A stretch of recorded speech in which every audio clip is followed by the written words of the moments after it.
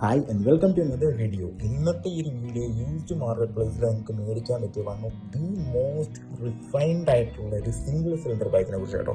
ഈ ഒരു വണ്ടിയുടെ യൂസ്ഡ് റേറ്റ് വരുന്നതെന്ന് വെച്ച് കഴിഞ്ഞാൽ ഒരു 20 to 30 ബഡ്ജറ്റിലായിരിക്കും. റീസെൻ്റ്ലി എൻ്റെ ഫ്രണ്ടും ഇത് പർച്ചേസ് ചെയ്തു. ഇത് ക്ലിയർ ചെയ്തെന്ന് കുറച്ച് ട്രാവൽ ചെയ്തപ്പോൾ തന്നെ ഒരുപാട് ഇഷ്ടപ്പെട്ടു. കാരണം അത്രയ്ക്ക് റിഫൈൻഡ് ആയിട്ടുള്ള ഒരു 149cc എഞ്ചിൻ.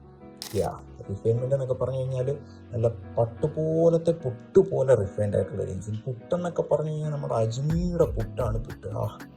പുട്ടിൻ്റെ കാര്യം അവിടെ നിൽക്കട്ടെ, വണ്ടിയുടെ കാര്യത്തിലോട്ട് വരാം.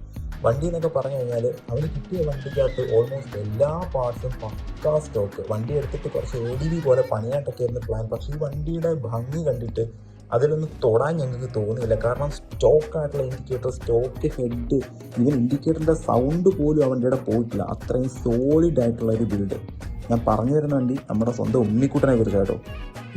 ഈ ഒരു വണ്ടി 2005 ഇറങ്ങിയ ആ ഒരു ഫസ്റ്റ് ജനറേഷൻ വണ്ടി ഇപ്പോഴും ഇത്രയും സോളിഡ് ആയിട്ടിരിക്കണമെങ്കിൽ ഹോണ്ടയുടെ ആ ഒരു ബിൽഡ് ക്വാളിറ്റി ഒന്ന് ഓർത്ത് നോക്കി. നിങ്ങൾ ഇതുപോലെ യൂസ്ഡ് മാർക്കറ്റിൽ വണ്ടികൾ നോക്കുന്ന ആൾക്കാരാണെങ്കിൽ ഓഫ് കോഴ്സ് നിങ്ങൾക്ക് നിങ്ങളുടെ ലിസ്റ്റിൽ ആഡ് ചെയ്യാൻ പറ്റിയ ഒരു വാല്യൂ ഫോർ മണിയാണ് ഈ ഒരു സാധനം.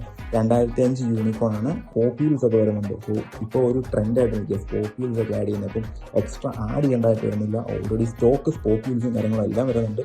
അതുപോലെ തന്നെ ക്ലീൻ ആൻഡ് ക്ലാസി ആയിട്ടുള്ള ലുക്ക് കേട്ടോ.